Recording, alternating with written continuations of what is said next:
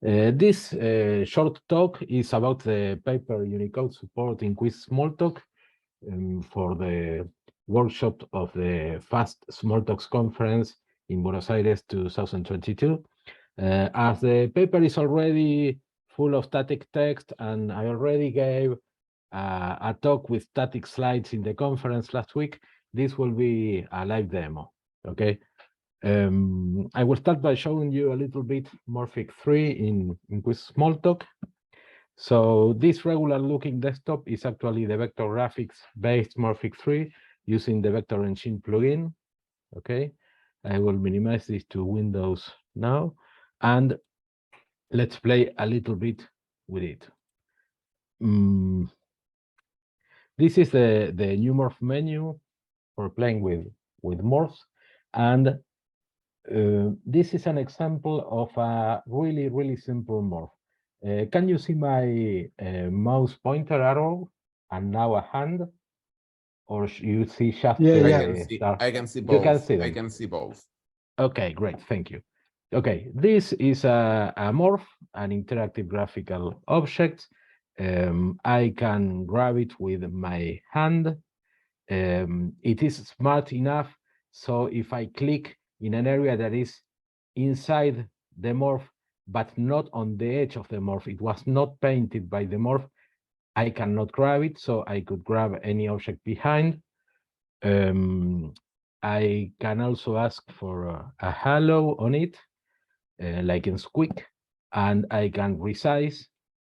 The halo shows the coordinate system this object likes to live in, okay? And besides scaling, I can also rotate, for example, okay? So, other things I can do, I can clone,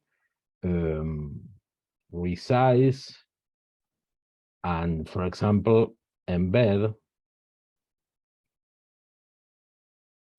Okay, and now these two objects behave as one. All this is well known for people who know Morphic, but the interesting here, one of the interesting things here is that each one of these lives in its own coordinate system, in its own space, and these are nested. So whatever I do to the outer morph also affects the inner morph, who still lives in its own coordinate space without caring about what's happening outside itself, okay?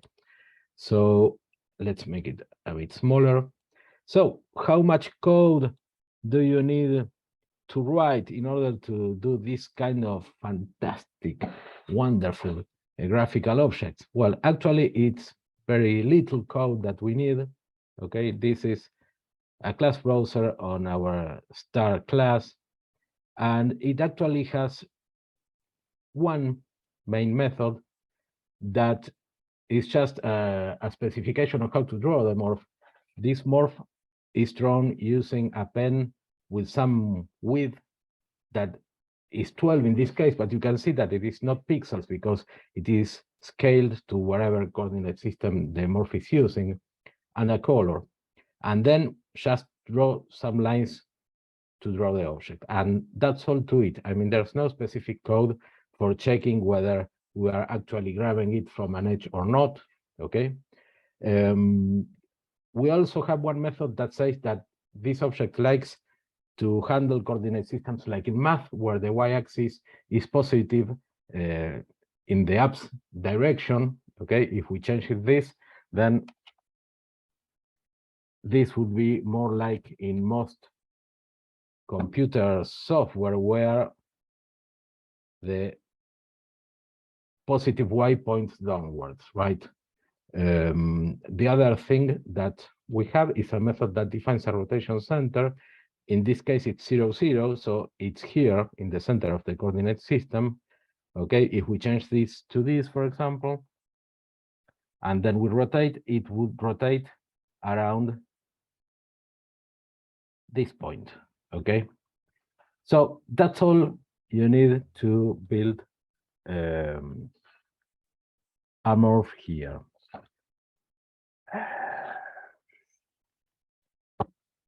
I don't want to spend all the time showing Morphic. I have already given Morphic demos before. I just want to show you a new contribution. I believe this was by Mariano from our community, and it's a kind of fractal that's called Pythagoras tree. It's based on showing that that the sum of the square of two sides of a how do you say, triangle with a rectangle with a 90-degree angle, the sum of the square of the side is the sum of, sorry, I don't know the word in English for hypotenusa.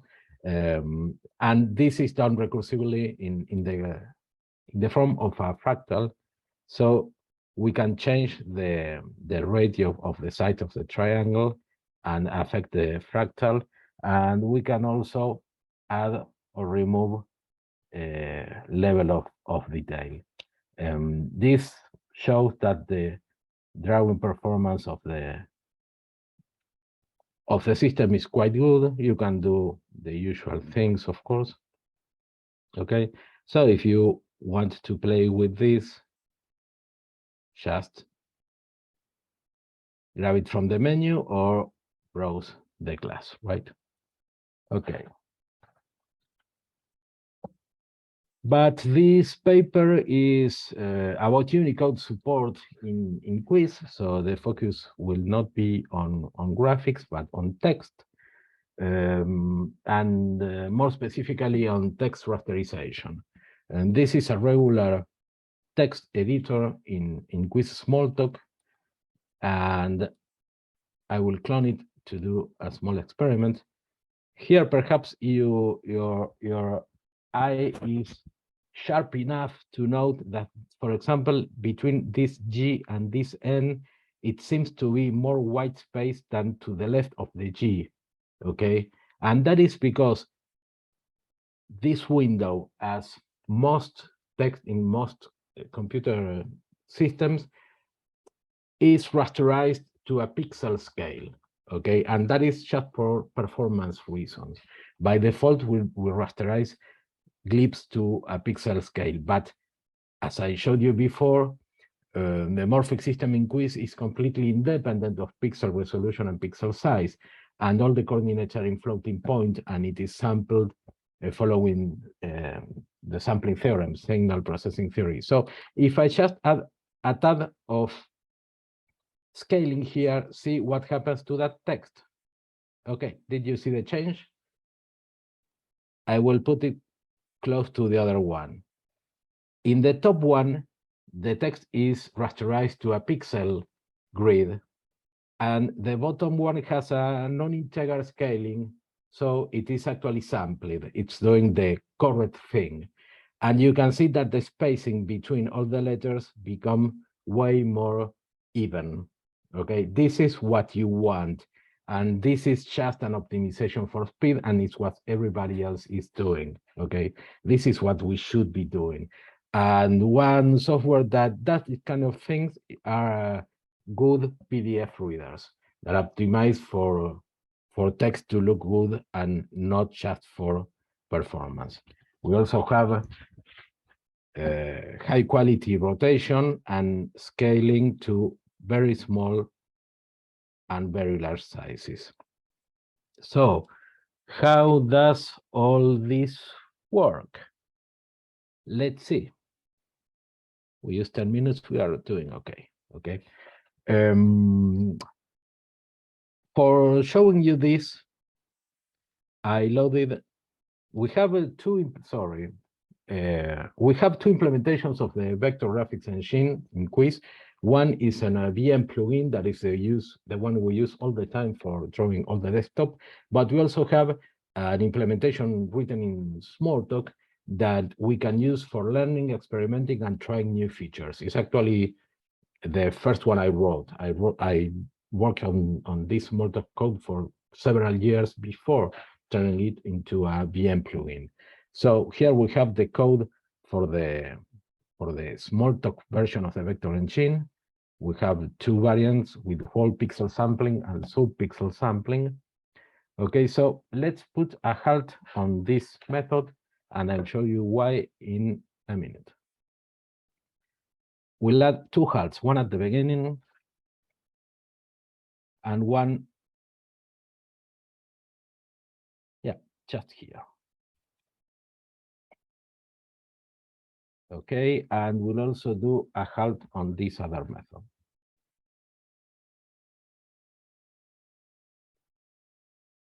And now we'll try rasterizing some text. Okay, this is Greek byte variables is the UTF byte array of the Greek text you see on the screen. So these are the bytes needed to represent this Greek text. Okay, this is a Unicode string, and asking its UTF byte answers a byte array object, right? Now we will create a vector graphics engine of the smalltalk variety with subpixel sampling. And we'll, for example, let's say we give it this geometry transformation. Our engine can work with arbitrary affine transformations that are adjusted to reflect whatever morphic needs at some specific moment. And we can also select a font. And now, well, yeah, we're creating the UTF string again. This is actually not needed. We already had it here, but yeah, let's do it better. Let's just say that S is the Greek text, and that's it. Okay. This is, of course, not needed. It's already a UTF-8 string. So if we ask it to draw itself using the vector engine we just created, it will, yeah. Sorry for my sloppy demo. This halt should have been added afterwards and not right now, because now I want you to see how it works. Sorry.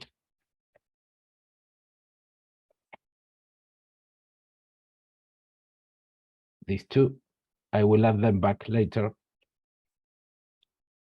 Yeah.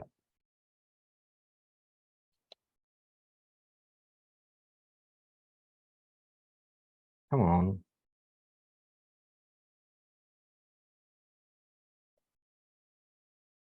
One second. Yeah, there it goes. Okay, so this is with a very small scale we selected before. You can see a very small rendering of that text over there. If we ask for a bigger scale, it will look like that. Okay, so what is this doing and how does it work? Now I will add those halts again. I'm sorry. Let's go to my previous. No, this one with the halt. Yeah. And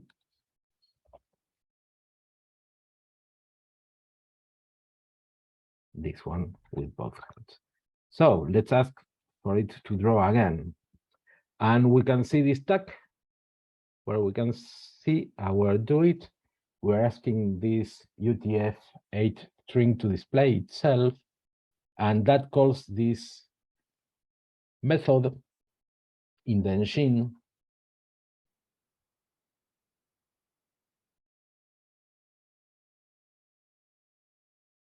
that asks for this drawing context. This means that we are going to draw something using one fill color, that in this case, it's a color we are used to display the text, and do some block with vector graphic stuff with it. So this block gets evaluated, and it's, of course, this block we have in the debugger. Okay, so what we are doing here is to go over the byte in the UTF-8 string we got as an argument, and we grab, as I said in the paper, a true type font is represented essentially by two arrays. This is the TT font description. It has many numeric or very small instance variables, but the two main ones are these two. This is an integer array, a rather large integer array, and a float array. Okay, and both these comprise the whole geometrical information for the glyphs in the font. Okay, so what this method does is to ask for the number of contours for the specific glyph that we are trying to draw right now. And for each one of them, grab the number of Bezier curves, okay, and then draw a quadratic Bezier curve. And the quadratic Bezier curve has these geometric parameters that define the Bezier curve, okay?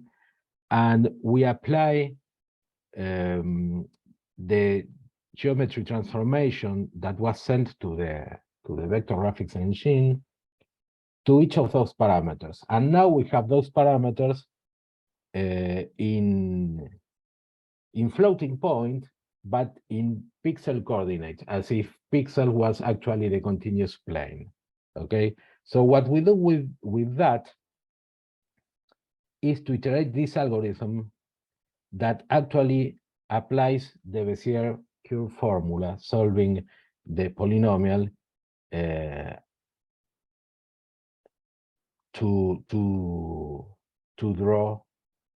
to add point to the trajectory we are following. Okay. So I will now comment just this so we can see how this goes on.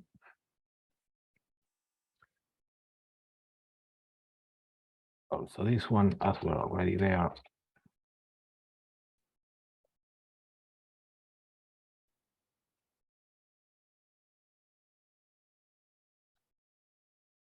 So what this has done is to prepare a map of alpha values, a map of alpha values that specify the translucency, the level of transparency of for each pixel to apply the color we are drawing with, and this method is called when we are done.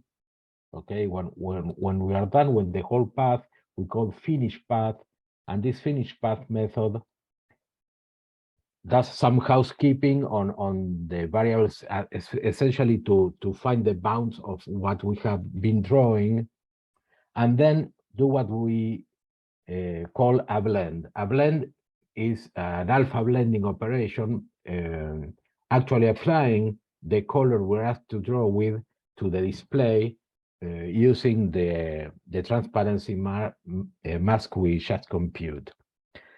So this is called for each affected, this iterates over all affected pixels and works on each one of them. So for each affected pixel, we have this... like, you have 2 minutes. Yeah. Okay, I'm almost done. We have this method that gets for each pixel these 3 flags specifying whether we are inside of the shape or not. Okay, and a pixel index that we compute just once and optimize a little bit for speed. And according to more detail that I don't have time to go into right now, we compute the alpha blending.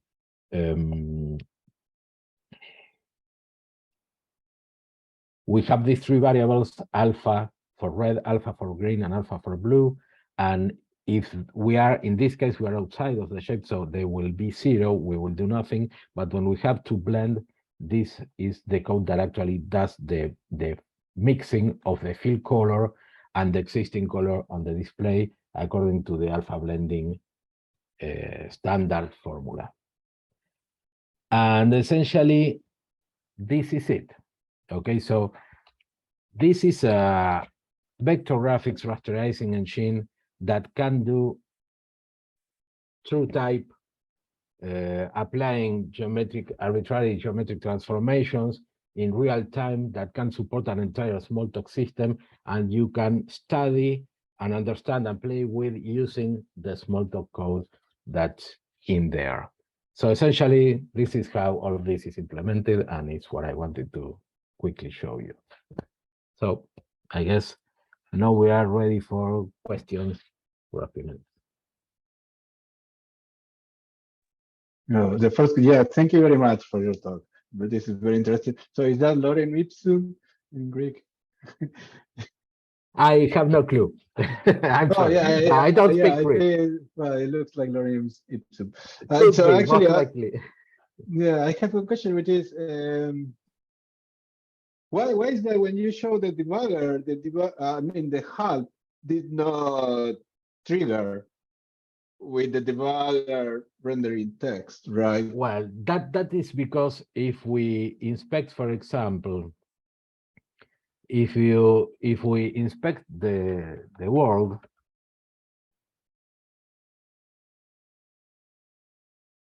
okay, the world has a canvas like it's usually in morphic systems, okay, not just in Cuis, and this canvas has an engine, okay, and well, this is a hybrid canvas that uses, for some things uses bitplit and for other things uses vectors, and that's just an optimization. We don't run using only vector, but it helps our machines.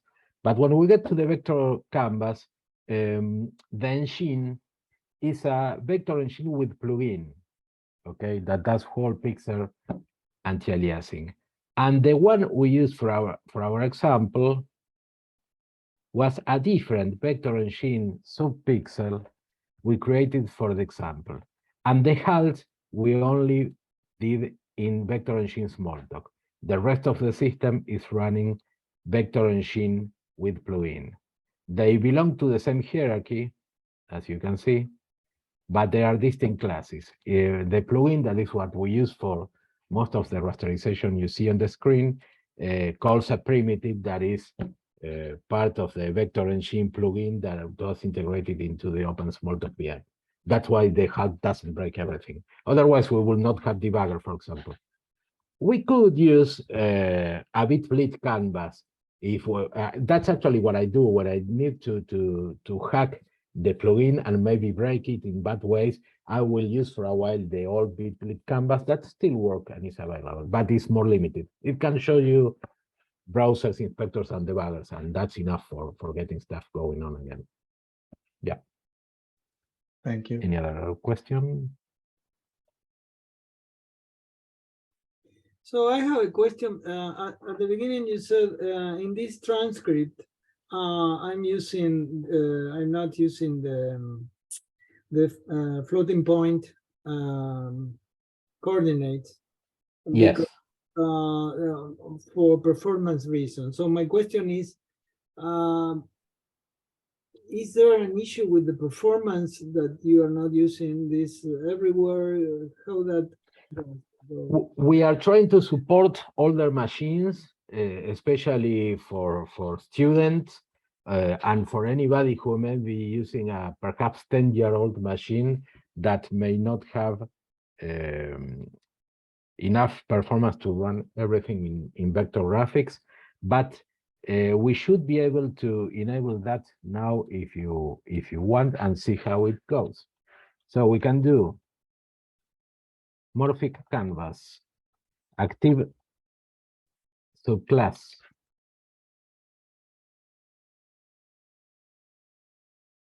vector canvas should be it, right? Let me see before I make some mistake. Yeah. So if we do that and we inspect again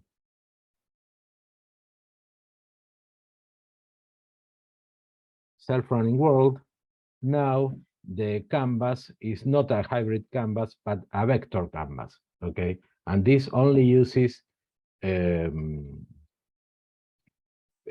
graphics. So still, I don't remember the name of the preference.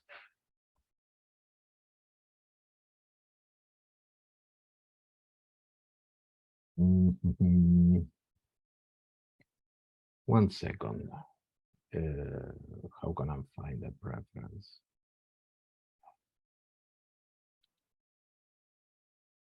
Yeah, this was not prepared for the demo, of course, as you can say. Should be around here or not.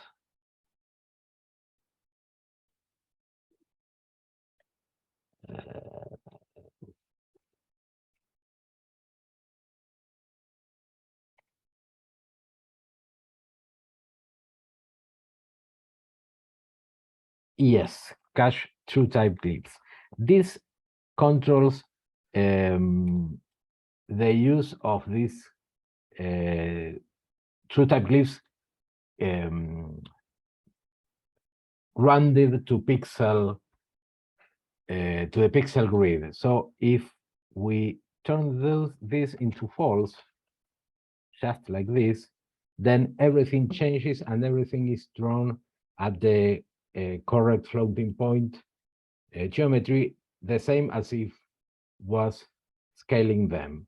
So it will do that even for scale 1, completely disabling the optimization. As you can see, perhaps you can see, I don't know if Zoom shows you, the drawing of the window is a bit, lags a little bit. I don't know if this is visible for you on Zoom, because drawing every clips one by one every time is a bit more expensive. We are not caching anything at all. So by default, this is only done if you scale stuff or rotate it, but just by changing that preference and using the shaft vector canvas, it's on all the time. But if you run this way on a 10-year-old machine, it's less comfortable to use. So we give users all the choices. Okay, thanks. So, any other question?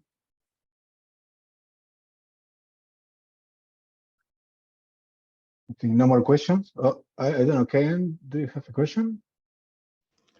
I just wanted to say that I really appreciate the slow machine preference, Juan, because when I'm running stuff on my little, RISC-V toy here, which is the D1 processor, it is really slow.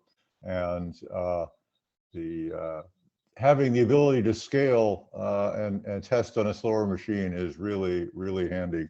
It doesn't have to be an old machine. It could be a new machine that's slow. Yeah, you're right, of course. Yeah, it's also for very small machines that don't have a big fan on a multi-tens of watt CPU, releasing a lot of heat and using a lot of power. Yeah. Anyway, thank you.